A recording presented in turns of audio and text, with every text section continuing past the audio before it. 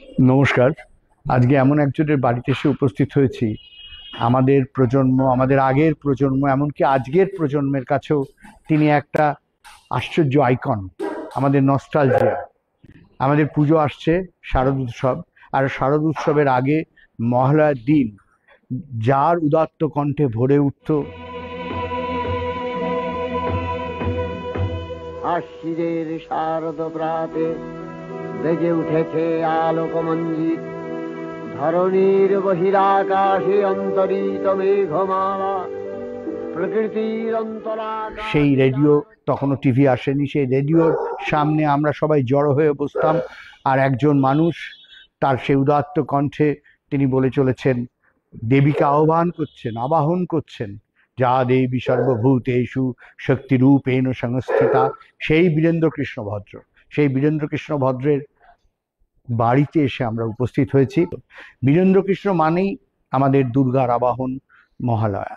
আর এই বাড়িটায় একটা অদ্ভুত স্মৃতি জড়িয়ে আছে। এই বাড়িটি কিনেছিলেন যোগমায়া দেবী। যোগমায়া দেবী কে? তিনি ছিলেন বীরেন্দ্রকৃষ্ণ ভদ্রের ঠাকুমা। বীরেন্দ্রকৃষ্ণ ভদ্রের ছেলেবেলায় তার ঠাকুমার টাকায় এই বাড়িটি কেনা হয়। আমরা এখানে এসেছি, ওর যে পৌত্র সায়ম ভদ্র, উনিও রয়েছেন। ওর কাছ থেকে আমরা আলাদা করে একটু কিছু শুনে নেব। নমস্কার, আমি সায়ম ভদ্র। আমার ঠাকুরদা বীরেন্দ্রকৃষ্ণ ভদ্র। আহ, আপনাদের শুনে হয়তো ভালো লাগবে যে দাদুর সঙ্গে একসঙ্গে বসে খাটেতে মহালয়া শোনার অভিজ্ঞতা আমার আছে। তো কিছু কিছু জায়গায় আমি দেখতাম আহ, দাদু খুব আবেগ আপ্লুত হয়ে উঠছে। আর দাদুর ওই রেডিওতে তখন শুনছে, তখন তো রেকর্ডিং চালানো হচ্ছে, চোখ দিয়ে ঝরঝর করে জল পড়ছে। আর সেই মুহূর্তগুলোতে যখন আপনারা মহিষাসুরমর্দিনী শুনবেন রেডিওতে, আপনারাও বুঝতে পারেন হয়তো যে দাদুর গলাটা একদম অবরুদ্ধ হয়ে যাচ্ছে আবেগে। হ্যাঁ, মনে হচ্ছে যেন আর মানে বলতে পারবে না এরপরে আর। তো দাদুকে আমি তখন জিজ্ঞেস করেছিলাম যে তোমার তো এই যে শুনছি আমরা রেডিওতে, ওখানেও দেখছি তোমার আবেগে আহ, গলাটা একদম পুরো গুঁজে আসছে, কথা বল, তুমি যেন আজ স্তোত্রপাঠ করতে পারবে না এরম মনে হচ্ছে। আর তোমাকে দেখছি আমার পাশে বসে ওই জায়গাগুলো যখন শুনছো, তখনও তোমার চোখ দিয়ে অঝরে অশ্রু ঝরছে আর কি। তো এটা কেন?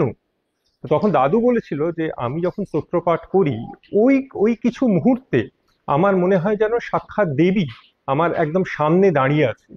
তো সেই সেই কারণেই আমার এতটাই আমি আবেগ আপ্লুত হয়ে উঠি ওই ওই জায়গাগুলোতে মহিষাসুরমর্দিনী স্তোত্রপাঠে। 1976-এর সেই ঘটনাটা একটু বলতে আমার ইচ্ছে করছে এখানে। দিল্লি থেকে নির্দেশ এসেছিল যে পুরনো সমস্তকে ফেলে খোল নলচে বদলে একদম নতুন কিছু একটা করতে হবে। তো সেই কারণে অল ইন্ডিয়া রেডিওর অথরিটিরা অনেক সেলিব্রিটিদের, তখনকার দিনে যারা সেলিব্রিটি, তাদের একত্রিত করেছিলেন। তাদের মধ্যে ছিলেন উত্তম কুমার, আপনারা সবাই জানেন, আশা ভোসলে, লতা মঙ্গেশকর, এরা সবাই ছিলেন, রাইট? তো সেই অনুষ্ঠানটার নাম ছিল, আমার যতদূর মনে পড়ছে, দুর্গা দুর্গতি হারিনিম। সেইটার সম্প্রচার হয়েছিল ওই দিন, ওই ওই 1976-এর মহালয়ার ভোরবেলা। তখন উত্তম কুমার এই প্রস্তাবটা পেলেন অল ইন্ডিয়া রেডিও থেকে। উত্তম কুমার ছিলেন একদম একদম নিপাট ভদ্রলোক। তো উনি প্রথমেই ওনার স্নেহের বীরেন্দাকে ফোন করেছিলেন এবং ফোন করে জিজ্ঞেস করেছিলেন যে বীরেন্দা, আমি কি এই অনুষ্ঠানটা করব? আমাকে অল ইন্ডিয়া রেডিও থেকে এরকম প্রস্তাব দেওয়া হয়েছে, আপনি যদি অনুমতি দেন তাহলেই আমি করব, তা না হলে আমি এটা করব না। তো দাদু তখন অবভিয়াসলি বলেন উত্তম বাবুকে যে নিশ্চয়ই উত্তম, তুমি এগিয়ে যাও, তুমি করো, আমার আশীর্বাদ তোমার সঙ্গে রইল। এবং সেটা শোনার পরেই কিন্তু উত্তম কুমার অগ্রসর হয়েছিল। এই নয় যে উত্তম কুমার দাদুকে না জানিয়ে এই অনুষ্ঠানটি অল ইন্ডিয়া রেডিও কর্তৃপক্ষের অনুরোধে করেছিলেন। তো সেদিন আমার অভিজ্ঞতা আছে, এখনো আমার একদম স্পষ্ট মনে আছে। অনুষ্ঠানটা শুরু হবার ঠিক 1 মিনিটের মাথায় আমাদের একটা বড় কালো সেই পুরোনো দিনের ক্যালকাটা টেলিফোনসের টেলিফোন ছিল, সেই টেলিফোনটি বেজে উঠলো। তো একজন কেউ দাদুকে চাইছে, 2 মিনিট কথা বলে রেখে দিল। তখন বেরিয়ে যাচ্ছে দাদু, যখন আবার পাশের ঘরে চলে যাচ্ছে, দিদা জিজ্ঞেস করলো, হ্যাঁ কে ফোন করেছিল? তখন দাদু বললো, নাট্যকার মনমথ রায়। তো দিদা বলছে, কেন, কি হলো আবার? তো বললো, যা জিজ্ঞেস করছিল আমাকে যে বীরেন, তুমি এইটা করার অনুমতি কিভাবে দিলে। এইটা বলে শেষ করছি যে হয়তো আপনাদের মনে আছে যে সেই পুজোতে, 1976-এর পুজোতে, ষষ্ঠীর দিনে, ষষ্ঠীর ভোরবেলায় অল ইন্ডিয়া রেডিও এমন একটা পাবলিক আউটক্রাই হয় যে যে এই আমরা যদি মহালয়া না শুনি তাহলে আমাদের পুজোই আরম্ভ হয় না, যেটা বাঙালির প্রত্যেক বছরই হয়, যে বীরেন্দ্রকৃষ্ণ ভদ্রের স্তোত্রপাঠ না শুনলে যেন দেবী কিছুতেই ঘরে বা মণ্ডপে আসেন না।